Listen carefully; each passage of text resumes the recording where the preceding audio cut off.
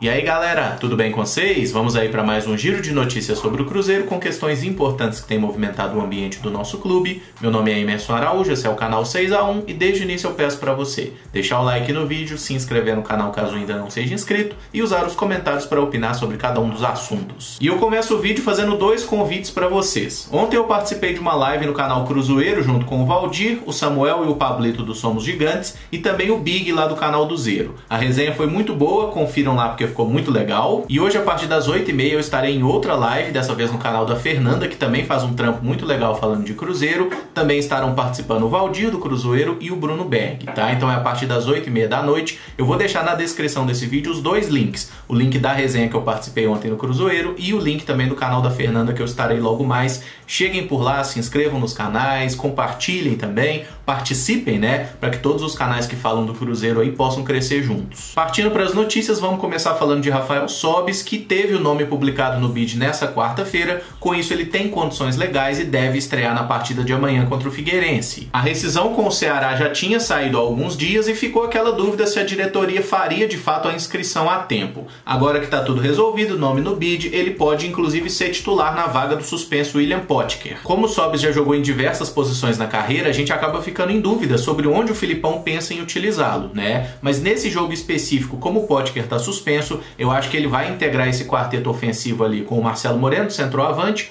o Ayrton numa ponta e o Regis como meia centralizado. Eu acho que o Sobis vai jogar pela esquerda nesse jogo. Mas a gente fala um pouco mais sobre isso no vídeo de amanhã, que vai ser o pré-jogo de Cruzeiro e Figueirense, até porque daqui a pouco o Cruzeiro vai treinar nessa tarde de quinta-feira e aí sim vai definir o time para esse confronto que o Cruzeiro precisa ganhar de todo jeito. A gente não pode mais perder ponto em casa. Com a vitória do Sampaio Corrêa sobre o Náutico no jogo atrasado, todo mundo agora está com 21 partidas na Série B. Nós estamos 13 pontos abaixo do G4 e 4 pontos acima da zona de rebaixamento. Já conseguimos dar ali uma respirada fora do atoleiro, como diria o Filipão, e agora a gente precisa se afastar dessa zona perigosa. E sobre o Figueirense, né, mandou o Elano embora na última rodada, acabou de trocar de treinador, tá com diversos jogadores no departamento médico, mas ainda assim eu digo, não esperem facilidade, até porque todo mundo contra o Cruzeiro resolve se superar e jogar o que nunca jogou na vida. Então esse jogo de amanhã tem tudo para ser uma pedreira. Cruzeiro e Figueirense 9h30 lá no Mineirão. Cruzeiro e Fred fizeram um acordo para encerrar a ação trabalhista do atacante contra o clube.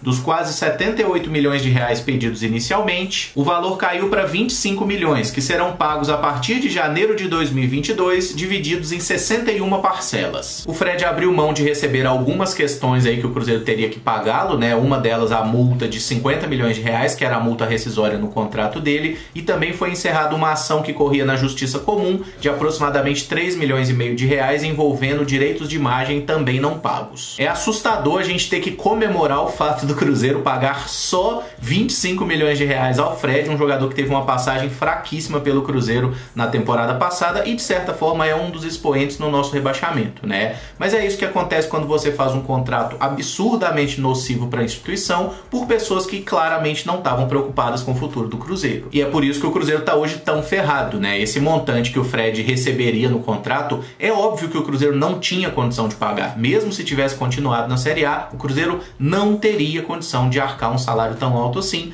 mas a irresponsabilidade, para não dizer coisa pior, das pessoas que estavam comandando o clube, faz com que hoje o Cruzeiro tenha que desarmar muitas bombas, né? E a gente deve elogiar sim o trabalho do departamento jurídico do Cruzeiro, que conseguiu resolver mais um problema e obter aí mais de 50 milhões de reais de desconto, digamos assim. Fico feliz que tenha rolado bom senso das duas partes, né? O Cruzeiro devia de fato muito dinheiro para o Fred, não tinha como esse acordo ficar num valor baixo, tá? Realmente seria uma pedrada como foi efetivamente, e agora é ainda mais importante que o Cruzeiro cumpra religiosamente com esse acordo, que o Cruzeiro pague direitinho ao Fred, assim como todos os outros acordos. É a única forma da gente recuperar a credibilidade perdida. Mas o Cruzeiro também sofreu uma derrota na justiça, na ação que envolve o ex-treinador Mano Menezes. O clube terá que pagar mais de 4 milhões ao treinador entre salários e outros direitos não pagos, além de juros, correções e honorários advocatícios. Essas ações realmente não tem muito o que dizer, muito o que defender, né? Porque é basicamente um profissional cobrando do clube aquilo que não foi pago e estava estabelecido em contrato. tá? Então agora é tentar também fazer um acordo com o Mano Menezes para pagar isso aí em suaves prestações, né? E cada um segue sua vida normalmente. Durante a semana eu acabei não falando, mas o Marco Antônio também voltou a trabalhar com o grupo. Ele fez um trabalho específico de fortalecimento com a preparação física, dizem ter ganho 7 quilos de massa muscular e está à disposição do Filipão. Eu não tenho ilusão de que o Marco Antônio vá começar a ter oportunidades recorrentes no time titular do Cruzeiro agora, até porque o Filipão está privilegiando realmente jogadores mais experientes,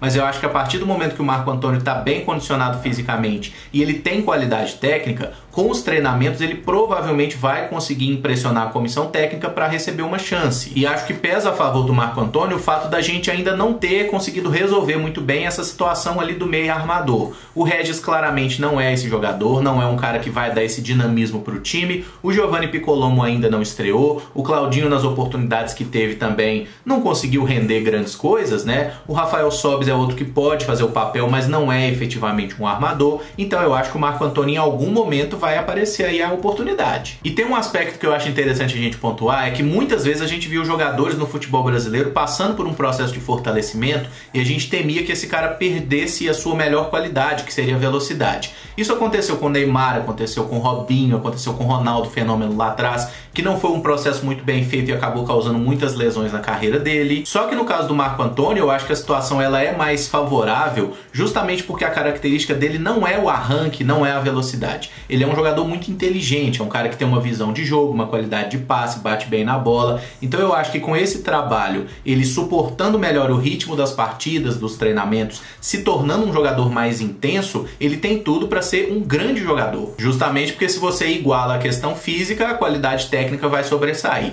E isso aí o Marco Antônio definitivamente tem. Entre todos os jogadores do elenco do Cruzeiro hoje, eu acho que provavelmente ele é o jogador mais criativo, o que mais tem essa característica de organização de time, que sabe fazer uma enfiada de bola. Então eu acredito que o Marco Antônio é um jogador que vai sim nos ajudar bastante. Talvez não nessa temporada, até porque a gente sabe que o Filipão vai mesmo privilegiar jogadores mais velhos, mas um campeonato mineiro do ano que vem que já tá chegando, ele precisa ter mais oportunidades e eu acho que ele vai corresponder muito bem. No início da semana saiu uma notícia no Globo Esporte falando do prejuízo que o Cruzeiro está sofrendo com os jogos no Mineirão por causa da pandemia. Já são mais de 750 mil reais de déficit pelo estádio vazio. É uma realidade que todos os clubes estão vivendo por não contar com a torcida no estádio, mas confesso que eu imaginava que esse prejuízo fosse ainda maior, tá? Pelo que foi apurado na reportagem, o Cruzeiro tá tomando aí um déficit de, em média, uns 60 mil reais por jogo. E é claro que tendo a torcida no estádio, você gasta mais com a realização do evento, né? Tem que ter mais gente trabalhando, mais iluminação, enfim, o gasto é um pouco maior. Mas olha só o exemplo do jogo contra o América no Campeonato Mineiro desse ano. O Cruzeiro teve 19 mil pagantes naquele jogo e a renda foi de 337 mil. Isso paga os custos do estádio e sobra uma beiradinha pra gente. E quanto mais cheio tiver o estádio, mais dinheiro o clube vai ganhar. E eu destacaria que nesse jogo o ingresso foi barato, porque o ticket médio foi R$17. Eu tô falando sobre isso só para pontuar que essa questão do Cruzeiro jogar no Mineirão não parece ser de fato um problema. E por muito tempo eu acreditei que esse acordo do Cruzeiro não era bom, que o Cruzeiro estava perdendo dinheiro jogando no Mineirão, mas aí eu comecei a pensar em outras questões.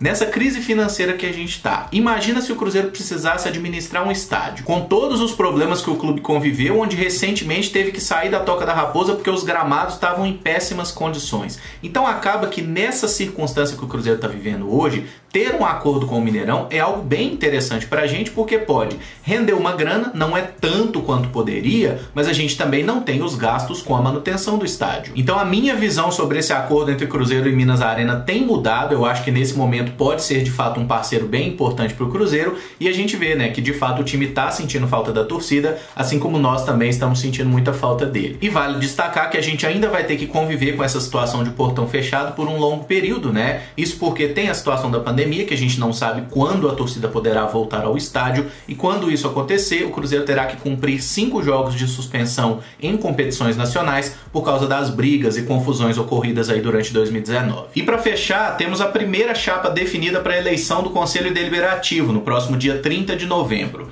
Giovanni Baroni é candidato à presidência, Paulo Cifuentes o vice, com Carlos Ferreira Rocha e Antônio Claré na Metala como secretários. Os 4 nomes da chapa são bem conhecidos na política do Cruzeiro. O Claré foi diretor de marketing, o Carlos era integrante do Conselho Gestor, que teve no clube recentemente, e tanto o Cifuentes quanto o Baroni foram candidatos derrotados na eleição que botou o Pedrosa no poder. Eu tenho muito cuidado com questões políticas, em nenhum momento demonstro apoio a ninguém, simplesmente porque eu acho que a gente não precisa apoiar candidato nenhum, especialmente quando a gente não tem direito a voto, tá? Mas pelo que eu saiba, até agora nenhum desses 4 tem aí uma conduta que os desabone e parecem ser uma alternativa melhor do que a galera que tá no poder atualmente. Pelo menos não são da família União, né? E é interessante a gente ver que 2 candidatos derrotados na eleição do Pedrosa, que se estivessem juntos teriam vencido, né, na última eleição realizada, eles se juntaram e parecem ter deixado os egos de lado. E é importante que o Cruzeiro consiga fazer isso nesse momento, colocar o interesse da instituição acima dos interesses pessoais. Mas vamos aguardar o que acontece nos próximos dias, o registro de outra chapa, né? Parece que o atual vice do Pedrosa vai também ser candidato, Najib Simões, se eu não me engano,